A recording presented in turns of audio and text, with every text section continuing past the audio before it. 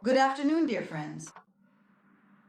Today we have the segment Interpretation in Detail, and we are going to talk about a fascinating recording, the recording of Bach's C major Invention by the great Canadian pianist Glenn Gould. And I always speak of Gould not as a pianist because some people may love him while others may not so much. But I speak of him as a symbolic figure of modern culture, as a philosopher of the piano. And this recording of the invention, I am including a link to it in the description because I cannot publish it directly in the video itself. YouTube still won't allow it due to copyright protection, so you'll have the opportunity to get acquainted with it through the script. And before you listen to my talk today, so first let's figure out what we're actually hearing here, because I always separate two things, what I hear, and the second question is, why do I hear it this way? And the answer to the second question is much more interesting than simply stating what we hear. But first, we need to sort out what exactly it is that we're hearing here. So, right now I'm going to play the role of Glenn Gould here. The first thing we hear when Gould plays is that Gould actively hums along to the music. And what's more, his humming is never edited out of the recordings. Let me point out for a moment that the pianist himself was his own sound engineer. That is, he edited his own recordings. And always his recording is the result of extensive editing, of many live takes done beforehand. So he hums along to himself. Let's note this as the first fact. The second fact is how he plays. Usually, how is this piece played?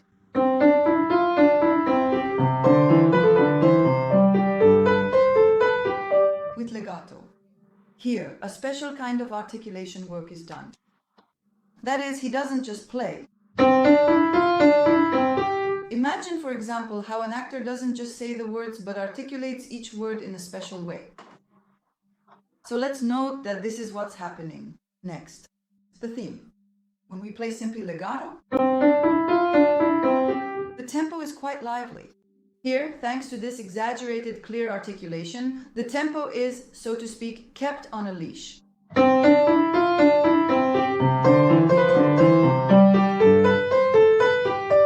Very clear pronunciation and, accordingly, a slowed down tempo. Again, let's just note for now that this is a fact. The next very important aspect is articulation. Ornamentation.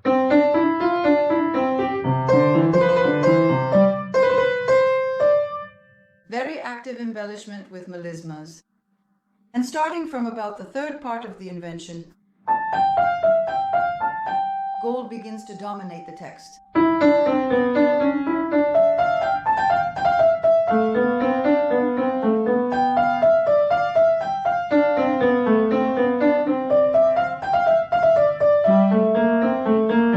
Or something like that. Again, let's note that this is the case. The next very important circumstance. The dynamics throughout the entire invention do not change at all.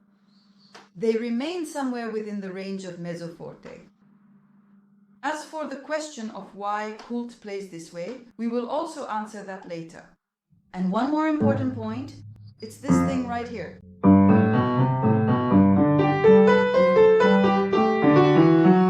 He does not perform the piece together, but in a special way.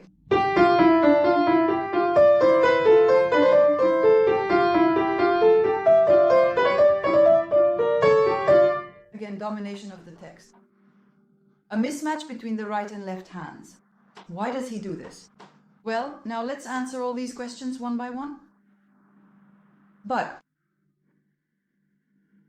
before I start answering the questions, I will quote 3 great Gould quotes that will be very important for our conversation today. The first quote, I don't want to play in style, I want to break the spell of style. The second quote, one should not satisfy demand but create supply. And the third quote, I'm not a pianist, but a Canadian writer, a communication specialist who plays the piano in his free time. At first glance, it might seem like this is just a pose, the creation of a situation, a performance. But in reality, each of these statements contains an entire philosophy. So first, Gould's singing at the piano. He hums along to himself almost like a Siberian shaman.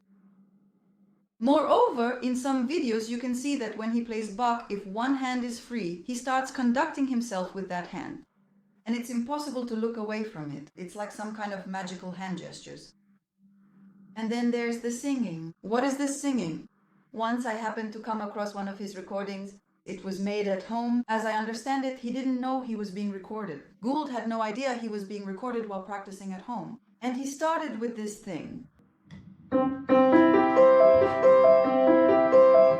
He began with this Bach prelude. 40 minutes. He started improvising in the style of Bach, then moved on to Beethoven, then Wagner, and finally to the modern Schoenberg. Something like that? And all this time he was literally howling like a beluga, singing along to himself very energetically. So why does Gould need to sing? Well, the first reason is that when he sings along, for example, right here,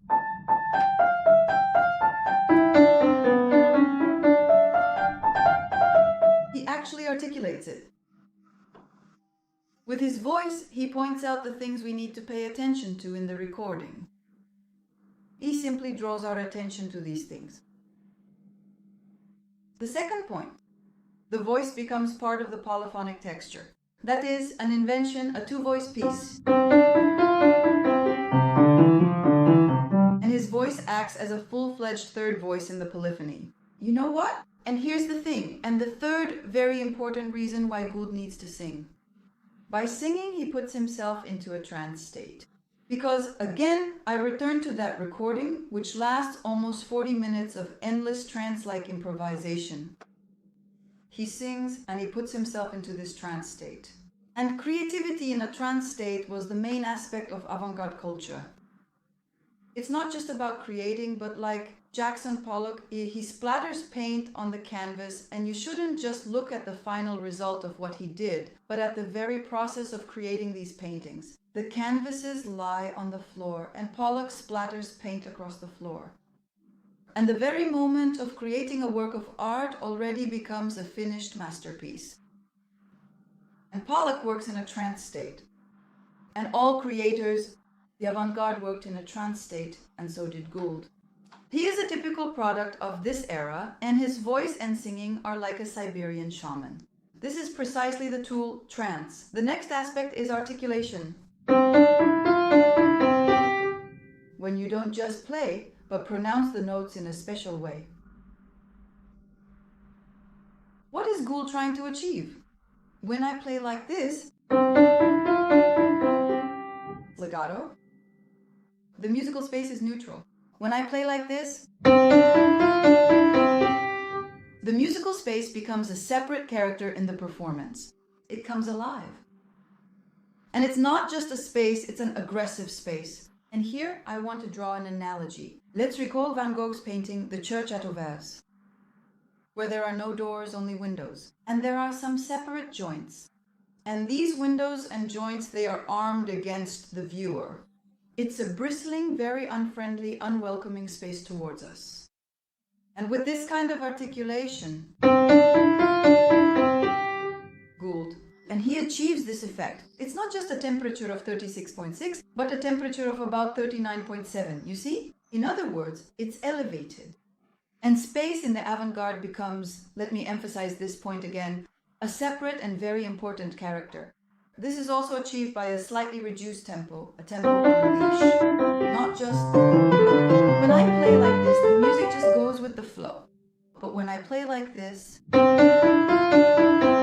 there's a sense that we've put the music on a leash. If you let go of the leash, the music will run away. And it's this feeling of tension. The tension of a bowstring is created. The tension of the musical fabric. In other words, music becomes a source of energy, a source of suggestion.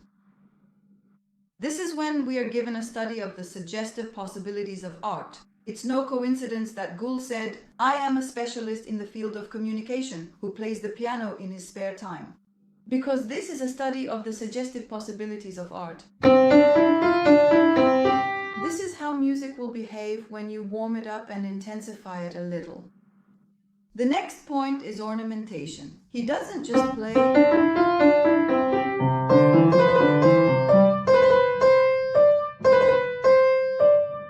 but by itself.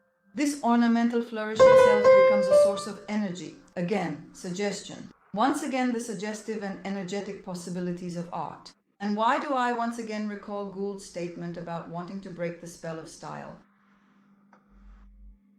What is Baroque? Baroque. It is extreme energy history, because those short Baroque bow strokes, how did they play ta ta ta ta ta ta ta ta ta ta? That is, the rapid movement of the bow itself, the act of producing music, was an extremely energy-intensive and physically demanding process. Or jubilation, when singers, Baroque castrati, sang all of that, jubilatory singing. Can you imagine? That in 1 minute, I think, there are 32 injections of blood into the vocal cords. It's an enormously demanding thing. And so if you appreciate such active ornamentations, the Gould style and their massive accumulations of detail, when we examine them,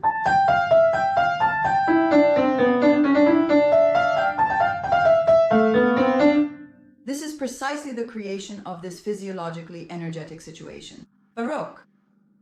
And there's another very important point. Gould usually doesn't play ornaments where they're traditionally played, and instead crowns ornamental flourishes in places where it would never even occur to us to imagine they could be. Well, for example, right here, in the second part of the Invention.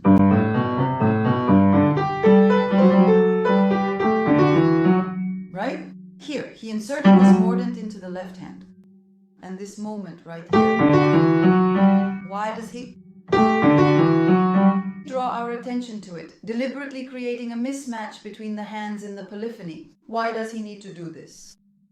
This is a very interesting story. He was once asked about Mozart's sonatas, why do you allow yourself to add certain bass notes in Mozart and constantly play arpeggiated chords? In other words, not just how, but why do you do this? And Gould said to me, this is necessary in order to control the flow of musical information more thoroughly and completely. This thing right here. This is precisely Gould's control over every centimeter of the musical fabric. Here, I can't help but recall Yuri Bashmet, who said that mastery of time, and in this case, mastery of the vertical, is 3/4 of the art of performance. This is a very important point. Now the next point, the point is this. Gould adds his own notes to the melody in the third part.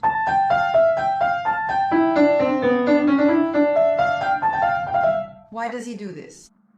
Why does he introduce his own elements into Bach's text? Because in my time, when I was still studying at the conservatory, well, this was absolutely impossible. That's why Gould's concerts in the Soviet Union in 1957 had the effect of a bomb exploding, because no one could even imagine that Bach could be played like that.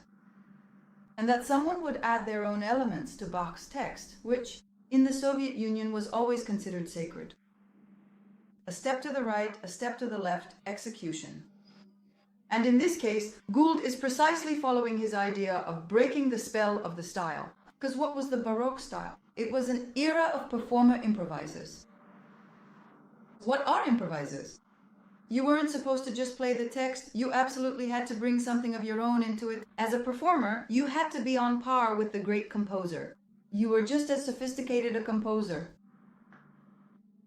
As a performer, as a listener, this chain of performer, composer, listener, back in those times, it wasn't separated, and it won't be. I always say in my interviews that I want to go back to that.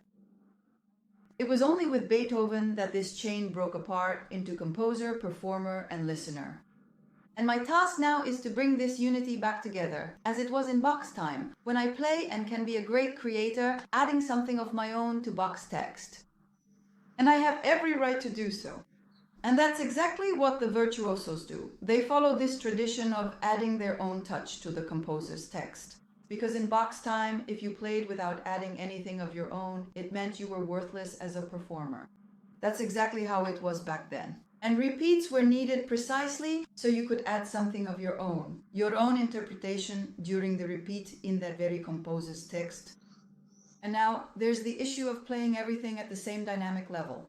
The way he starts the dynamics,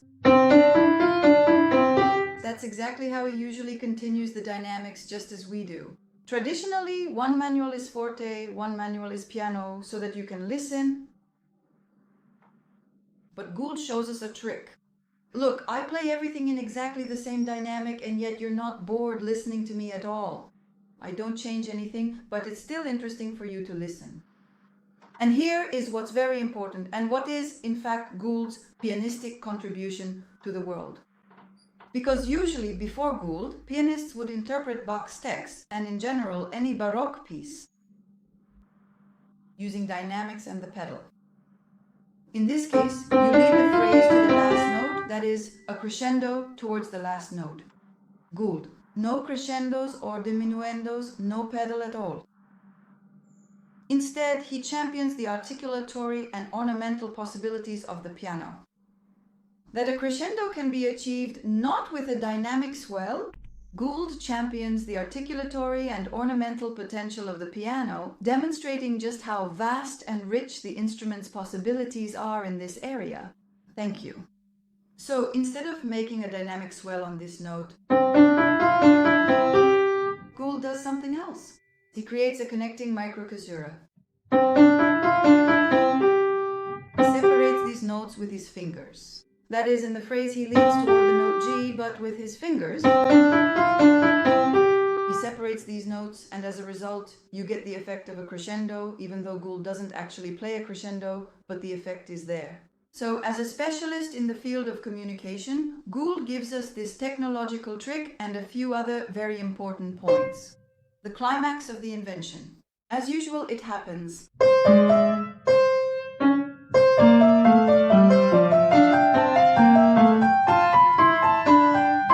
the rhetorical figure of the life-giving cross, and it took up his cross. Usually, everyone builds the climax toward the note C, but Gould does something completely different. He does it like this.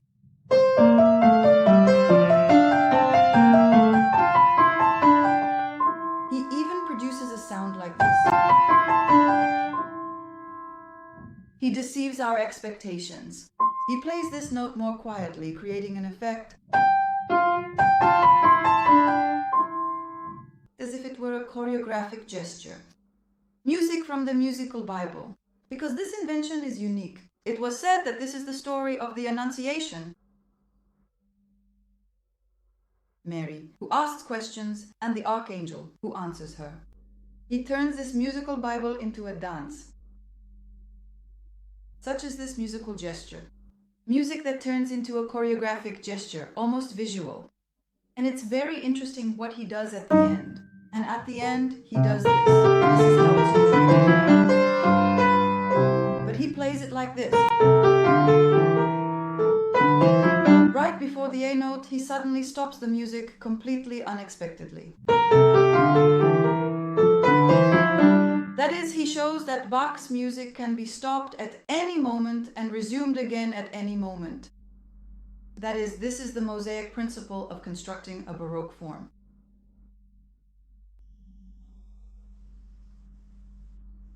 A whole set, like the sum of many fragments. And some fragment can be removed, another can be added. And the music does not have a rigid direction.